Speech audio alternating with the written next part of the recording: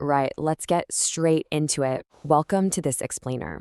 Today, we are undertaking a truly monumental journey. We're going to decode the absolute Grundnorm.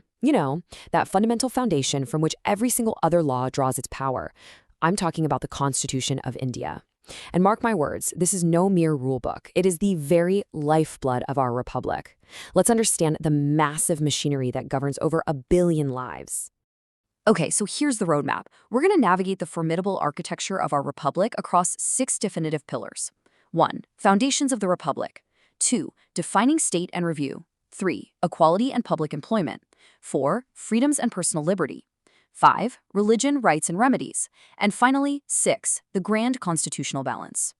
Now I want you to listen carefully to these opening words. We, the people of India, having solemnly resolved to constitute India into a sovereign, socialist, secular, democratic republic. Just feel the weight of that.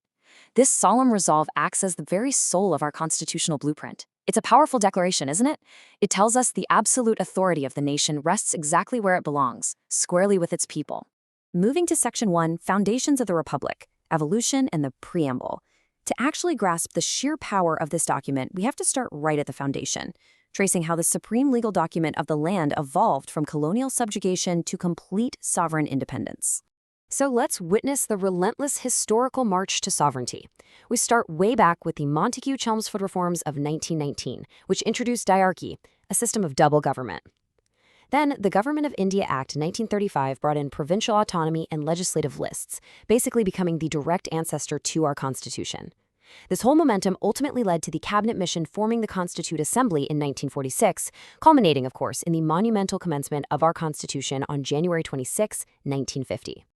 Now observe the dramatic clash of landmark judgments here. This is fascinating. In the 1960 Barabar Union case, the Supreme Court straight up declared the preamble was not a part of the Constitution. But mark the shift just over a decade later in 1973.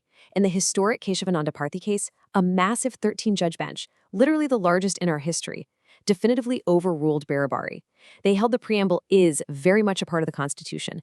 And, in doing so, they gave us the absolutely indestructible basic structure doctrine, a real game changer.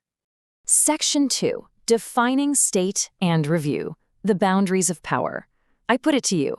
If you want to claim your fundamental rights, you must first firmly know who you're fighting, right? So how exactly do we define the state under Article 12? Let's break this down using the FIRAC method on the absolutely crucial Pradeep Kumar Biswas case. Step 1, the facts. Is a science institute like the CSIR or IICB actually considered the state? Step 2, the issue. What is the exact test for other authorities under Article 12? Step 3, the rule. The court dropped a bombshell, declaring that if the government has deep and pervasive control, then boom, it is the state. Step 4, the conclusion. Because the government had massive financial and administrative control over it, the institute was unequivocally defined as state. Moving on to Section 3, equality and public employment, the twin pillars. So with the state defined, we step into the twin pillars of our blueprint, kicking off with Article 14 and the fierce constitutional promise of equality.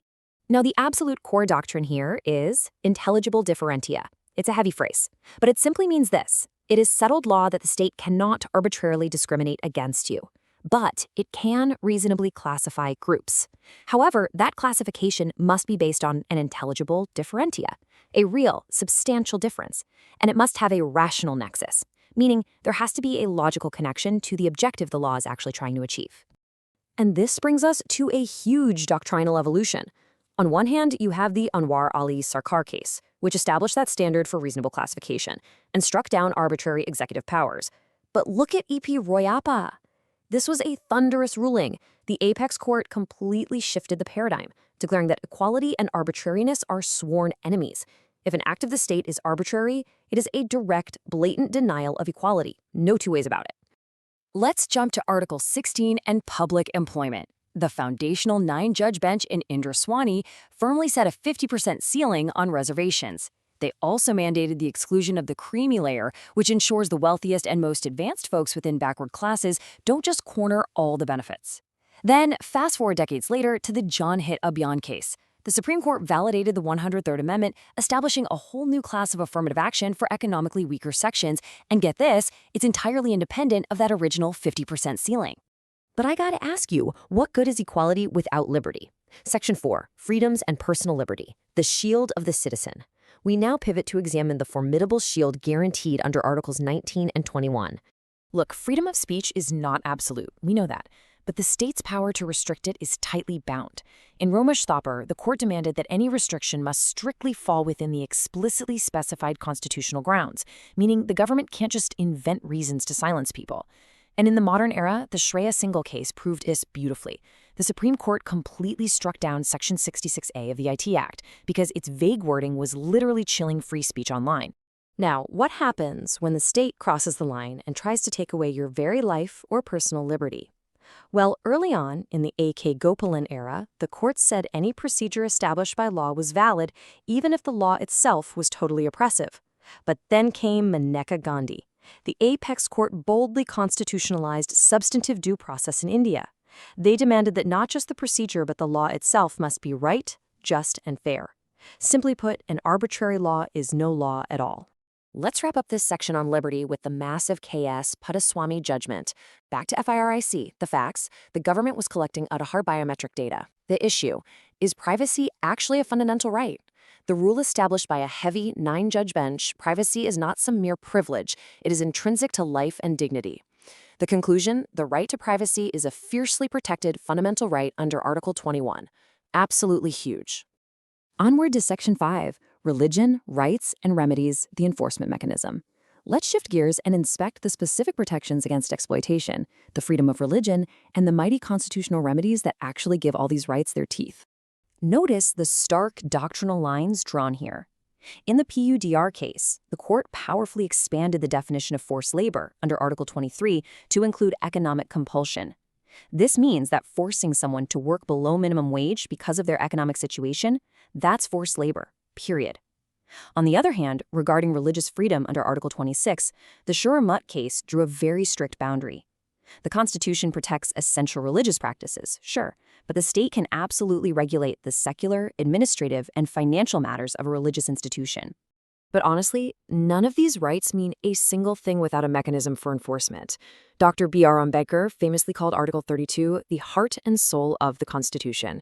It arms the Supreme Court with 5 incredibly powerful English writs.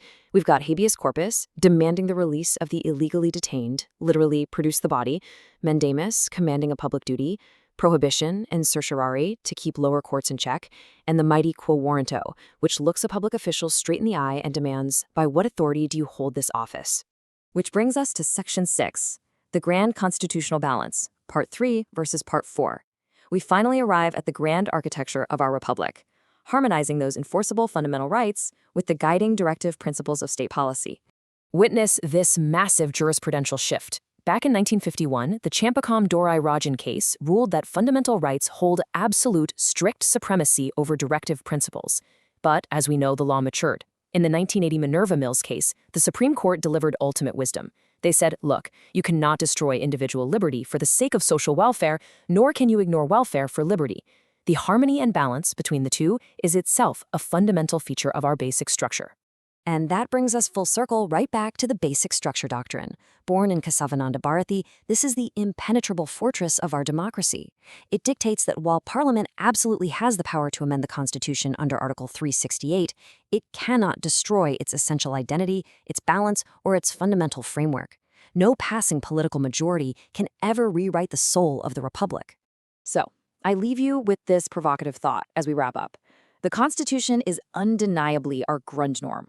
But looking at everything we've decoded today, does it merely govern our administrative systems, or does its basic structure truly define who we are as a people and as a republic? Something to really think about.